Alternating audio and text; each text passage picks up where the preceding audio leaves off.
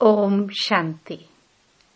4 मार्च 2024 बाबा के महावाक्य। मीठे बच्चे, तुम रॉयल कुल के रॉयल स्टूडेंट हो। तुम्हारी चलन बहुत रॉयल होनी चाहिए, तब ही बाप का शो कर सकेंगे। प्रश्न। विनाश के समय अंतिम पेपर में पास कौन होगा? उसके लिए पुरुषार्थ क्या है? उत्तर। अंतिम पेपर में पास वही हो सकता है जिसे बाप के सिवाय पुरानी दुनिया की कोई भी चीज याद न आए। याद आई तो फेल। इसके लिए बेहद की सारी दुनिया से ममत्व निकल जाए। भाई भाई की पक्की अवस्था हो, देह अभिमान टूटा हुआ हो। ओम शांति। बच्चों को सदैव यह नशा रहना चाहिए कि हम कितने रॉयल स्टूडेंट हैं। बेहद का मालिक हमको पढ़ा रहे हैं।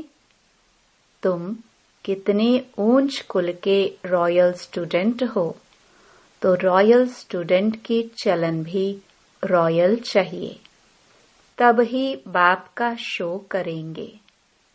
तुम विश्व में शांति स्थापन करने के लिए निमित्त बने हुए हो श्रीमत पर। तुमको शांति की प्राइज मिलती है, वह भी एक जन्म के लिए नहीं, जन्म जन्मांतर के लिए मिलती है। बच्चे बाप का शुक्रिया क्या मानेंगे? बाप आपे ही आकर हाथ में बहिश्त स्वर्ग देते हैं। बच्चों को पता था क्या कि बाप यह आकर देंगे? अब बाप कहते हैं, मीठे बच्चे, मुझे याद करो। याद के लिए क्यों कहते हैं? क्योंकि इस याद से ही विकर्म विनाश होने हैं। बेहद के बाप की पहचान मिली और निश्चय हुआ। तकलीफ की कोई बात नहीं। भक्ति मार्ग में बाबा बाबा करते रहते हैं। जरूर बाप से कुछ वर्षा मिलेगा। तुम्हें पुरुषार्थ की मार्जिन भी है। जितना श्रीमत पर पुरुषार्थ करेंगे, उतना ऊंच पद मिलेगा।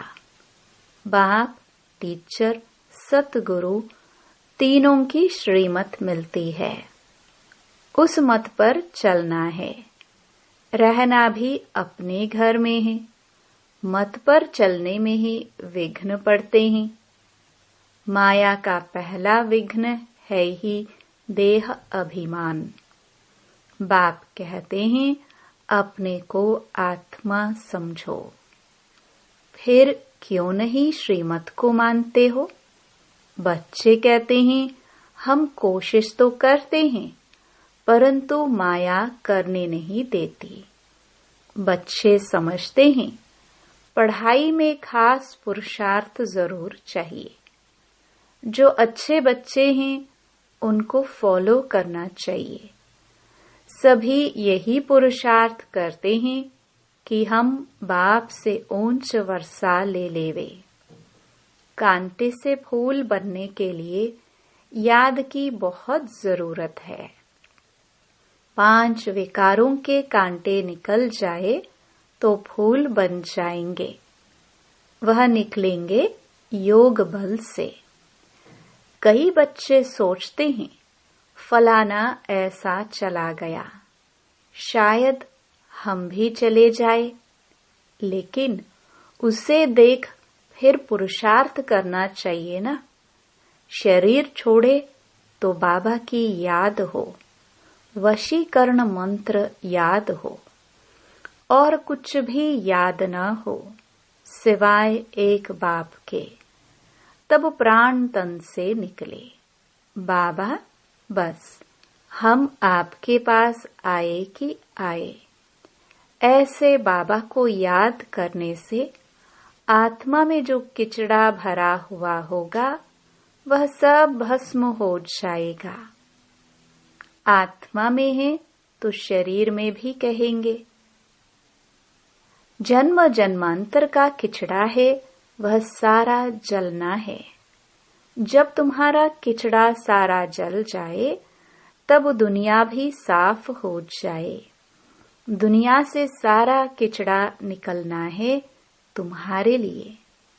तुम्हें सिर्फ अपना किचड़ा नहीं साफ करना है, सभी का किचड़ा साफ करना है। बाबा को बुलाते ही हैं कि बाबा आकर इस दुनिया से किचड़े को साफ करो, सारे विश्व को पवित्र बनाओ। किसके लिए? उस पवित्र दुनिया में तुम बच्चे ही तो पहले पहले राज्य करने आते हो, तो बाप तुम्हारे लिए तुम्हारे देश में आए हैं। भक्ति और ज्ञान में बहुत फर्क है। भक्ति के कितने अच्छे अच्छे गीत गाते हैं, परंतु किसका कल्याण नहीं करते हैं। कल्याण तो है ही अपने स्वधर्म में टिकने में और बाप को याद करने में। तुम्हारा याद करना ऐसा ही है जैसे लाइट हाउस फिरता है। स्वदर्शन को ही लाइट हाउस कहते हैं। तुम बच्चे दिल अंदर समझते हो, बाप दादा से हमें स्वर्ग का वर्षा मिलना है।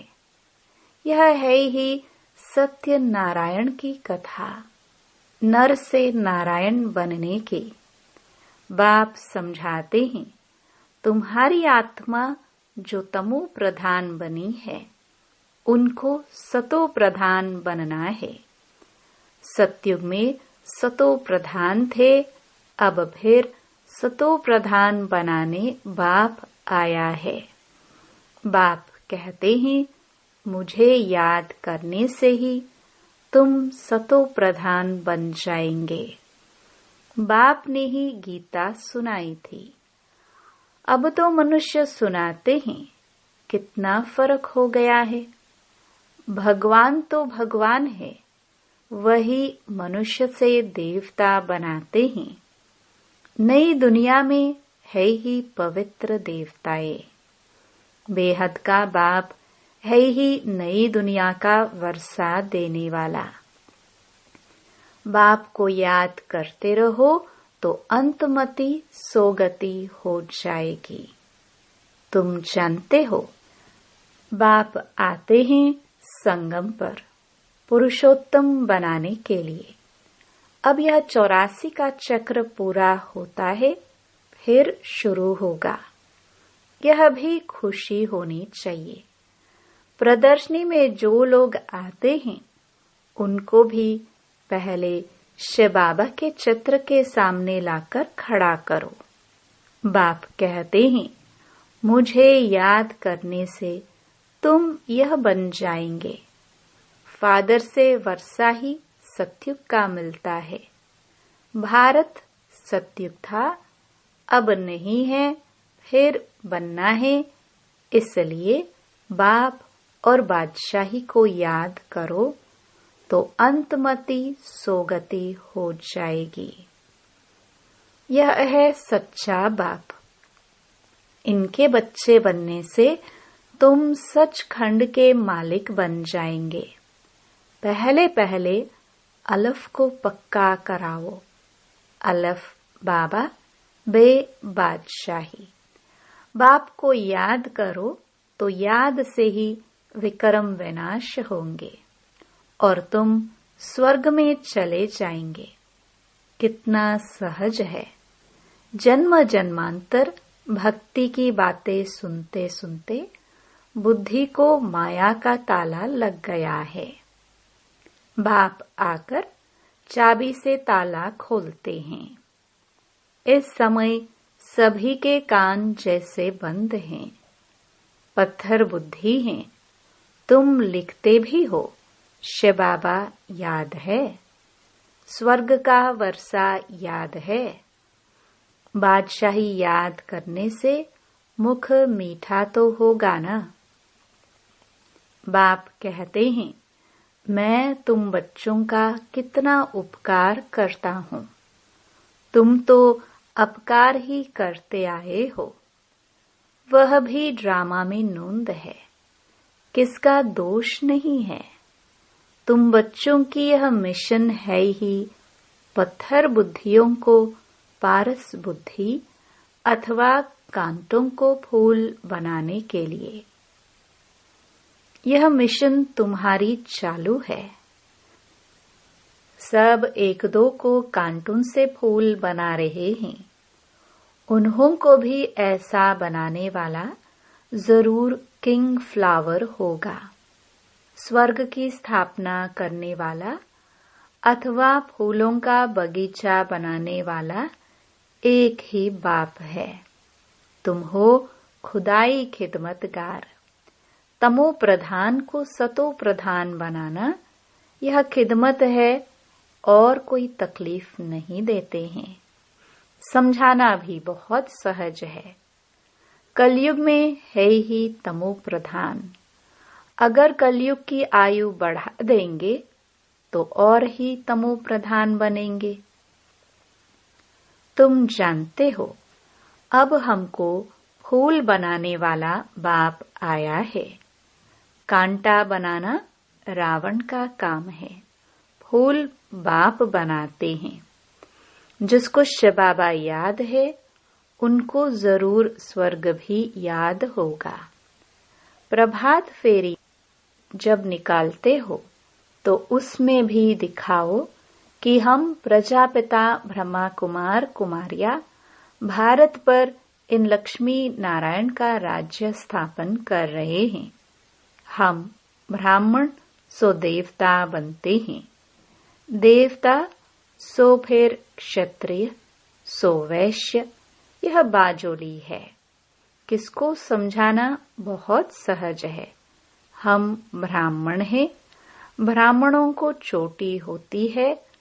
तुम भी समझते हो, हमने 84 का चक्र पूरा किया। बच्चों को कितनी अच्छी नॉलेज मिलती है और सब है भक्ति। ज्ञान एक बाप ही सुनाते हैं। सर्व का सद्गति दाता एक बाप ही है। पुरुषोत्तम संगम युग भी एक ही है। इस समय बाप तुम बच्चों को बढ़ाते हैं। भक्ति में फिर यादगार चलता है। बाप ने तुम बच्चों को रास्ता बताया है कि यह पुरुषार्थ करने से तुम यह वर्षा ले सकते हो। यह पढ़ाई बहुत सहज है। नर से नारायण बनने की पढ़ाई है।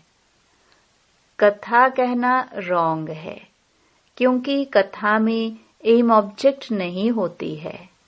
पढ़ाई में एम ऑब्जेक्ट है। कौन पढ़ाते हैं? ज्ञान सागर। बाप कहते हैं, मैं आकर तुम्हारी रत्नों से झोली भरता हूँ। बेहद के बाप से तुम प्रश्न क्या पूछेंगे?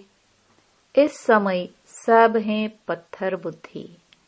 रावण को ही नहीं जानते। तुमको अब अकल मिलता है पूछने के लिए। मनुष्यों से पूछो, आखिर रावण है कौन? कब से उनका जन्म हुआ? कब से जलाते हैं? कहेंगे अनादि है। तुम अनेक प्रकार के प्रश्न पूछ सकते हो। वह भी समय आएगा तो पूछेंगे। कोई रेस्पॉन्स कर नहीं सकेंगे। तुम्हारी आत्मा याद की यात्रा में तत्पर हो जाएगी। अब अपने से पूछो, हम सतो प्रधान बने हैं? दिल गवाही देती है। अभी कर्मातीत अवस्था तो हुई नहीं है, होनी है। इस समय तुम बहुत थोड़े हो, इसलिए तुम्हारी कोई सुनते नहीं है और तुम्हारी बात ही न्यारी है। पहले पहले तो बताओ, बाप संगम युग पर आते हैं। एक एक बात जब समझे तब आगे बढ़ाओ। बहुत धैर्य से, प्यार से समझाना है कि तुमको 2 बाप है, लौकिक और पारलौकिक। लौकिक बाप से बेहद का वर्षा तब मिलता है जब सतो प्रधान बनते हो। बाप याद पड़े तो खुशी का पारा चढ़े। तुम बच्चों में बहुत गुण भरे जाते हैं। तुम बच्चों को बाप आकर क्वालिफिकेशन सिखलाते हैं, हेल्थ वेल्थ भी देते हैं, गुण भी सुधारते हैं, एजुकेशन भी देते हैं, जेल की सजाओं से भी छुड़ाते हैं। तुम बहुत अच्छी रीति मिनिस्टर आदि को भी समझा सकते हो। समझाना ऐसा चाहिए जो उनको पानी पानी कर देना चाहिए। तुम्हारा ज्ञान बहुत मीठा है। प्रेम से बैठकर सुने तो प्रेम के आंसू आ जाए। हमेशा इस दृष्टि से देखो कि हम भाई को रास्ता बताते हैं। बोलो, हम श्रीमत पर भारत की सच्ची सेवा कर रहे हैं। भारत की सेवा में ही पैसे लगाते हैं। बाबा कहते हैं, दिल्ली में सेवा का घेराव डालो, विस्तार करो, परंतु अभी तक किसी को घायल किया नहीं है। घायल करने में योग बल चाहिए। योग बल से तुम विश्व के मालिक बनते हो। साथ साथ ज्ञान भी चाहिए। योग से ही तुम किसको कशिश कर सकेंगे। अभी बच्चे भाषण बल अच्छा करते हैं, परंतु योग की कशिश कम है। मुख्य बात है योग की। तुम बच्चे योग से अपने को पवित्र बनाते हो, तो योग बल बहुत चाहिए। उसकी बहुत कमी है। अंदर खुशी में नाचना चाहिए। यह खुशी का डांस है। इस ज्ञान योग से तुम्हारे अंदर डांस होती है। बाप की याद में रहते रहते तुम अशरीरी बन जाते हो। ज्ञान से अशरीरी होना है, इसमें गुम होने की बात नहीं है। बुद्धि में ज्ञान चाहिए। अब घर जाना है, फिर राजाई में आएंगे। बाप ने विनाश और स्थापना का साक्षात्कार भी कराया है। यह दुनिया सारी जली पड़ी है। हम नई दुनिया के लायक बन रहे हैं। अब घर जाना है, इसलिए शरीर में भी कोई ममत्व नहीं रहना चाहिए। इस शरीर से, इस दुनिया से उपराम रहना चाहिए। सिर्फ अपने घर को और राजधानी को याद करना है। कोई भी चीज में आसक्ति नहीं हो। विनाश भी कड़ा होने वाला है। जब विनाश होने लगेगा तो तुमको खुशी होगी। बस हम ट्रांसफर हुए कि हुए। पुरानी दुनिया की कोई भी चीज याद आई तो फेल। बच्चों के पास कुछ है नहीं तो याद क्या आएगा। बेहद की सारी दुनिया से ममत्व मिट जाए, इसमें मेहनत है। भाई भाई की पक्की अवस्था भी तब रह सकती है जब देह अभिमान टूट जाए।